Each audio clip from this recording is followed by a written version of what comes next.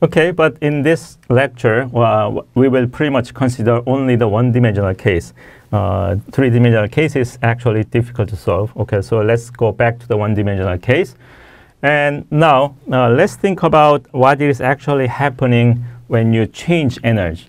You know, we just learned that in the infinite potential well, the energy is actually proportional to the square of the quantum number.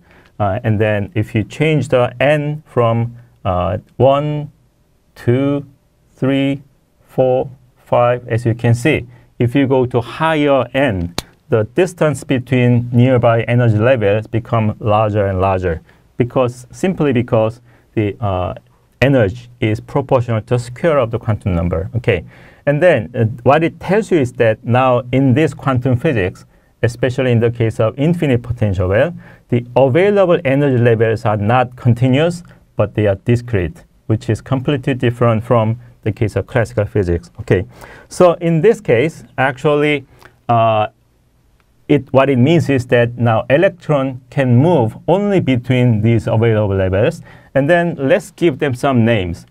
The state with the lowest energy, which corresponds to n equals 1, let's call it ground state. This is the state with the lowest energy, and the ground state means that just like we are standing on the ground when we are having the lowest potential energy, right? So therefore, the state with the lowest energy is called the ground state.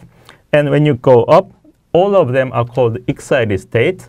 So n equals 2 is called the first excited state. It is not the second excited state, but it's the first excited state because n equals 2 corresponds to the lowest energy state among the excited states. Okay, so therefore, the state with n equals 3 here is called the second excited state because it is the second lowest energy state among the excited states. Okay, and then now suppose one electron originally on the second excited state moves up to the fourth excited state. You know, it actually means the total energy of this electron has been increased. And then according to the conservation of energy, this much energy cannot be created. So it has to come from somewhere. So from where can it be? Actually, what we can do is that we can send the light, actually the photon, which has exactly the same amount of energy between these two states, and then make the electron go up. So in that case, we know that now the energy has changed from E3 up to E5. So therefore, the difference of energy that electron gained is actually E5 minus E3, which is a positive number. So therefore, the photon, which has the exact amount of energy of E5 minus E3, has to come in and make the electron go up. So that photon, of course, according to the Planck's idea of light quantum, exactly must have the Planck constant multiplied by this frequency being equal to E5 minus E3. Okay, and then how about the case of electron, for example, moving from higher state to the lower state? For example, shown here. If one electron is moving from the third excited state down to the first excited state, now it is changing from E4 into E2.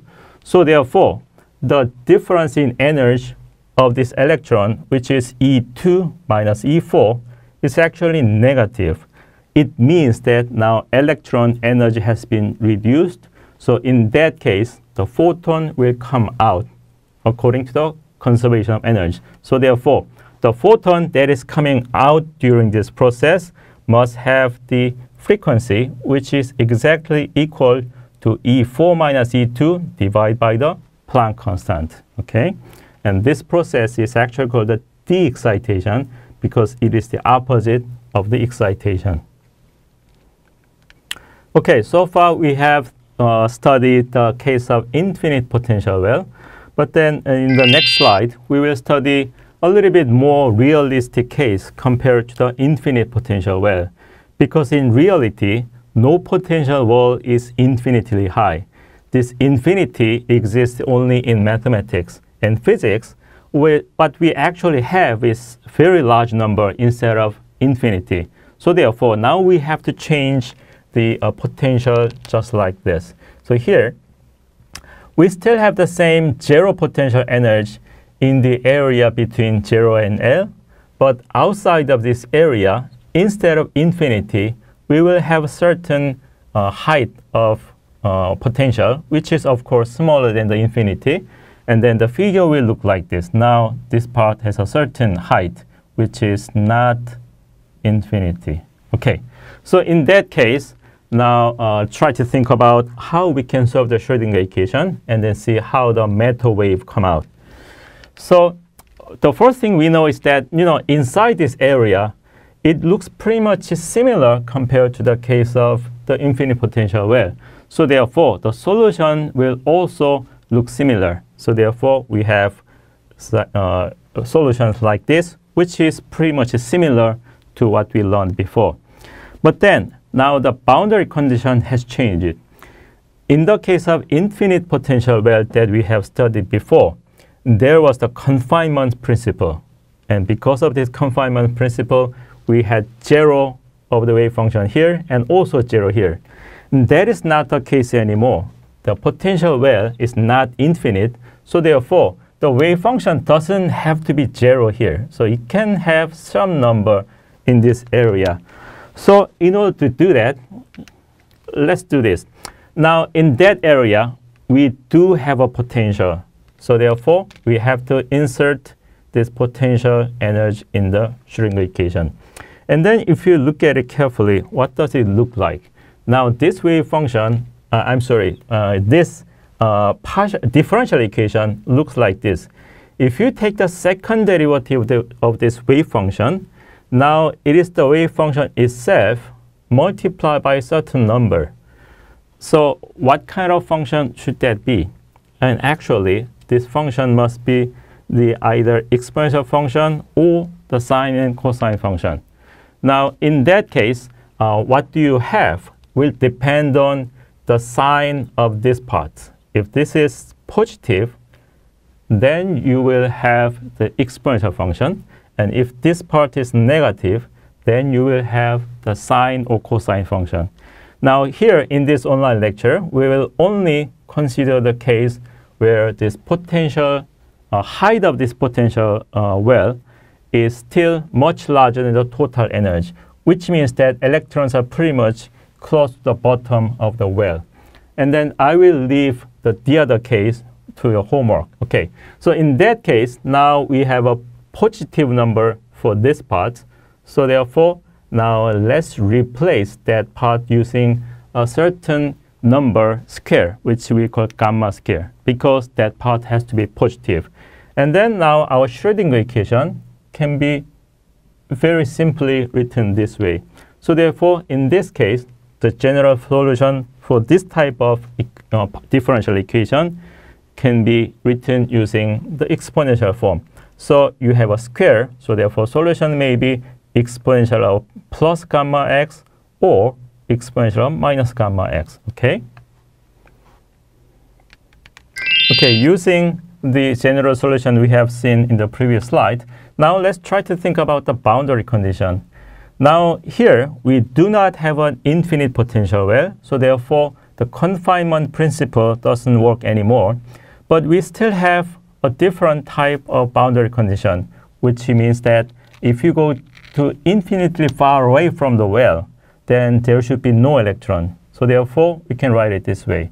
The wave function at x being approaching the infinite side has to become 0. So in order to satisfy this condition, actually the exponential of plus gamma x must disappear, because exponential of plus gamma actually means that when you go to large x, it will also become infinity instead of 0. So therefore, in this case, the solution will have this form, and this part corresponds to the right side of the finite potential well. Then how about the left side? In the case of left side, now if you go to negative infinity of x, again, there should be no electron, so therefore, solution again has to become 0. So in that case, now exponential of minus infinity has to disappear, So the solution must have the form of the exponential plus infinity, and then the shape will look like this. Okay, these are the wave functions, and like I said before, it is okay for the wave function to become negative. For example, here, this is negative, also negative, but the probability density, which is the square of this wave function, always have to become positive, and they will look like this. Now, try to compare this with the solutions that you have obtained from the case of infinite potential well. You see that between this area here, they look similar. This is almost a half wave of sine function, and this is almost one wavelength of the sine function. But in the infinite potential case, there was a confinement principle. So therefore, number has to be 0 here and also 0 here. The same thing, the 0 here and 0 here. But in the case of finite potential well, as you can see, now this wave function or the probability of the electron to exist actually penetrates into the potential well. This phenomena is called the tunneling or quantum tunneling. This phenomena does not happen in classical physics. Think about you have a baseball inside a certain box, and then baseball cannot penetrate into the wall, right? So therefore, this type of tunneling is strictly the quantum phenomena. And this happens when you have a potential well, which is lower than being infinity, okay?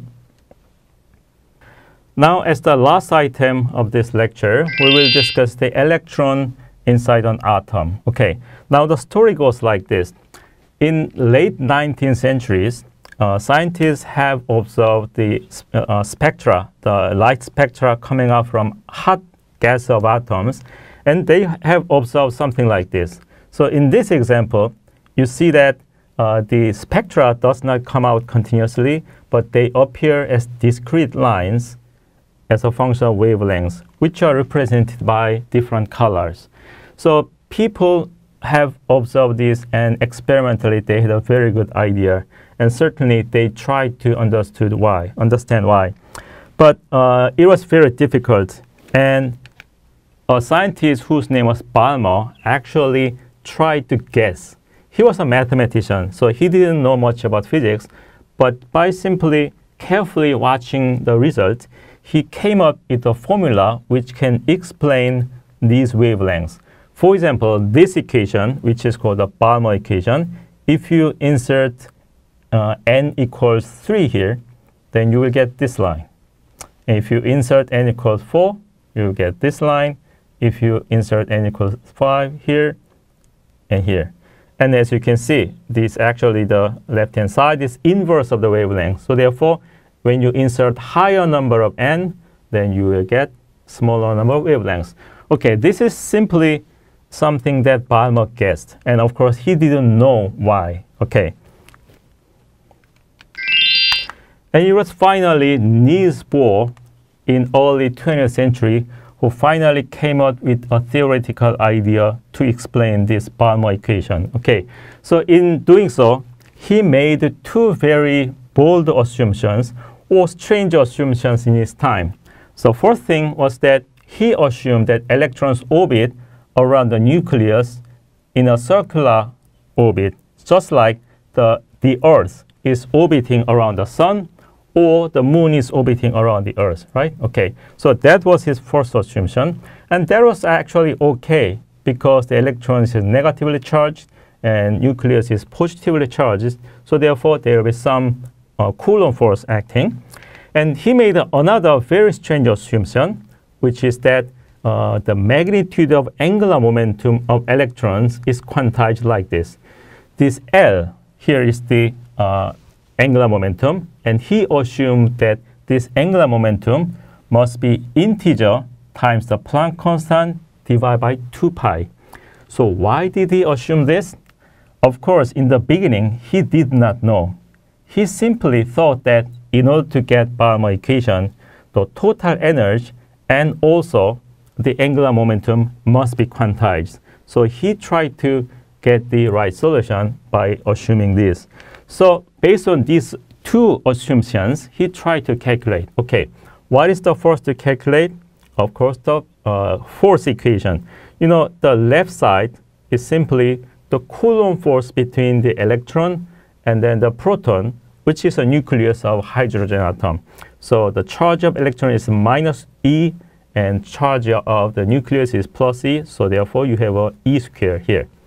And then on the right side is, what is it? It's centrifugal force, because he's doing the circular motion. Now we have a centrifugal force, which must be equal to the Coulomb force. And by summarizing this, you get this relation. Okay. And then following the second assumption, in which we assume that the angular momentum, which is the radius of the orbit multiplied by the linear momentum, must be equal to n times this Planck constant divided by 2 pi. And then you can combine this equation, which has a v here, and then also this equation. And then if you properly combine it, please try yourself, you can get the radius of this orbital motion. And then it looks a little bit complicated, but again, you don't have to memorize this, but simply try to remember that this value is proportional, again, the square of n. Okay, so it actually, again, gives you idea that inside this hydrogen, this orbit of electron must again be quantized. And when this number n is just 1, then this you will have the r equal to a, and this is what we call the Bohr radius. Bohr radius is the smallest radius available for electron to orbit around the proton. Okay. Okay, we are not done yet. So finally, what we have to do is we have to calculate the total energy. Okay, so what is the total energy in this case? Of course, the total energy must be the kinetic energy plus the potential energy. And kinetic energy for the electron is, of course, electron has a mass and velocity, therefore it has to be half of mass multiplied by the velocity square. And potential energy, what is this? This is simply the Coulomb energy, which is the energy between the electron and the proton. Okay, and then we already got the v square from the previous slides. So if you insert it, you can get this. So if you summarize it, now this is the total energy. This total energy here is actually half of the potential energy here. This is exactly the same as what we have learned from the classical orbital motion. Anyway, this is what we have. And finally, you can also write it in terms of n, and then it comes out like this. Try to do this by yourself using the formula given in the previous slide. So finally, the important thing is that this total energy of the electron in the hydrogen is actually proportional to minus of 1 over square root of n. Okay, so again, it gives you an idea that these electron energy levels will be quantized. And finally, again, following the same idea that we have seen before, when electron changes from one state to another, that energy must be supplied by the photon, which has an energy which is Planck constant multiplied by the frequency. And frequency is, of course, the speed of the light divided by the wavelength. So therefore, if you use that relation, now you see that the inverse of the wavelength is simply the energy difference of the electron levels divided by the Planck constant and the speed of light. So therefore, this difference in energy is equal to the energy of the higher level minus energy of the lower level. And by inserting all the values given above, now you finally get the formula, which is exactly the same as the Balmer has originally come up with. Okay, so therefore, Bohr finally successfully explained how electrons exist inside an proton, inside the hydrogen atom. Okay.